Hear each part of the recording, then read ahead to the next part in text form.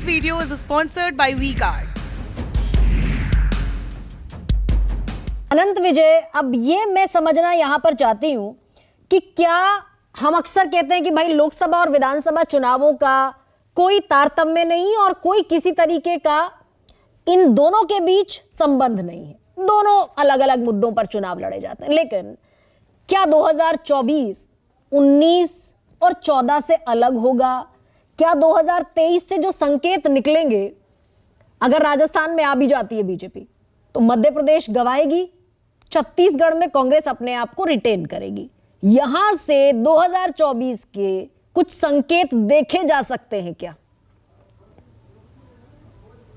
सबसे पहले तो मुझे लगता है कि आपने जितने विश्वास के साथ कहा कि मध्य प्रदेश बीजेपी गंवा देगी, इस विश्वास में मुझे थोड़ा संदेह है। अच्छा, क्योंकि अभी इतनी आसानी से ये नहीं कहा जा सकता है कि मध्य प्रदेश में कांग्रेस की सरकार वापस आ ही रही है। पिछली बार भी कांग्रेस का वोट शेयर कम होने के बावजूद उनको सीट अधिक मिली थी और उनकी सरकार आई थी, और दोनों पार्टियों के बीच सीटों का अंतर बहुत कम था। तो ये तो एक बात रही। और दूसरी बात जो आपने पूछी है कि संकेत निकलेंगे, तो मुझे लगता है कि चुनावी नतीजों, चुनावी परिणाम आने का हमें La la la la la la la la la la la।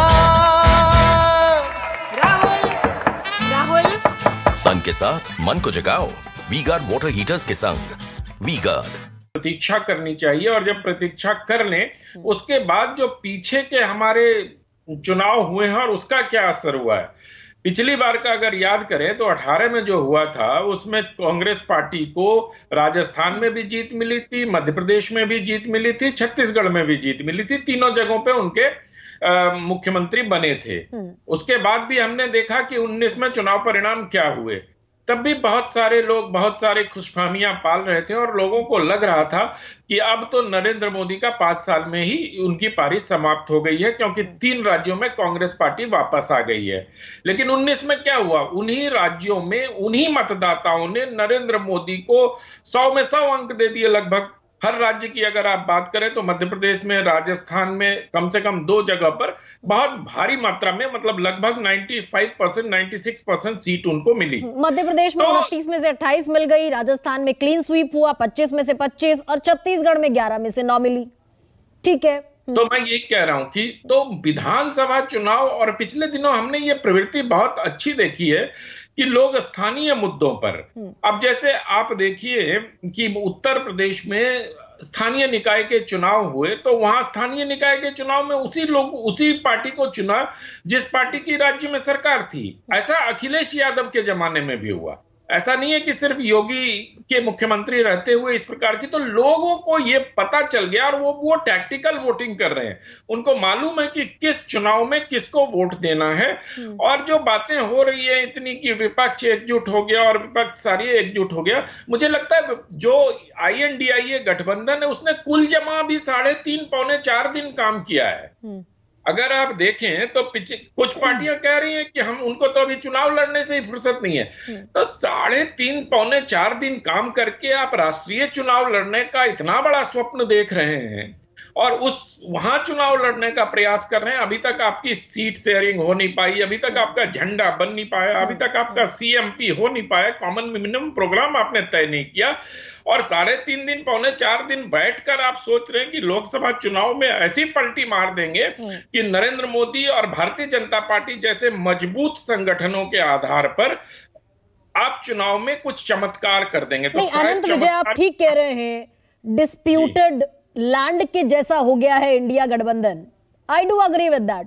लेकिन उसके बावजूद जो जातिगत जनगणना जैसे मुद्दे बीजेपी को फिर भी असहज कर रहे हैं कि जब इंडिया बना तो इंडिया पर इतराज हुआ, घमंडिया, PFI सबसे तुलना शुरू हो गई, और जातिगत जनगणना ने क्या वाकई बीजेपी को बड़ी असहज स्थिति में लाकर खड़ा कर दिया है क्या? कि एक तरफ प्रधानमंत्री कह रहे हैं कि भाई जात पात में बांटने का पाप है, और दूसरी तरफ अमित शाह कह रहे हैं कि we are not negative for it, हम करेंगे, कैलकुलेटिव मूव लेंगे, पॉलिटिकल मूव नहीं लेंगे।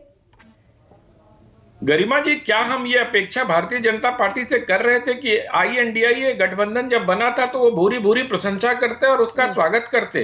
अरे ये राजनीतिक दल हैं, ये एक दूसरे की आलोचना ही करेंगे। इसको उनके घबराहट के तौर पर देखना या इसको उनके कि एकदम से डर गए या तिलबिला गए, ये सब टेलीविजन और इस सब चीजों की हेडलाइन में तो अच्छे लगते हैं, पर अगर आप जमीन पर जाके इसका आकलन करेंगे तो मुझे लगता है कि INDI को अगर वो PFI से तुलना कर रहे हैं, अगर घमंडिया गठबंधन कह रहे हैं, तो यही कहना था उनको और यही एक्सपेक्टेड था। क्या वो कहते कि नहीं नहीं आपने बड़ा अच्छा गठबंधन कर लिया और देश के साथ आप जा रहे हैं, पूरे देश को आपके इस गठबंधन का समर्थन करना चाहिए? क्या भारतीय जनता पार्टी से हम ऐसी अपेक्षा कर रहे थे? क्या भारत की राजनीति में इस प्रकार की अपेक्षाएं अब भी शेष रह गई हैं? वो राजनीति कर रहे थे, राजनीतिक तौर पर उस गठबंधन को डिस्क्रेडिट करना भारतीय जनता पार्टी का काम था, वो करने का उन्होंने प्रयास किया और उस प्रयास में उस जो INDI नहीं, लेकिन अनंत विजय यहीं से एक सवाल और निकलता है कि भाई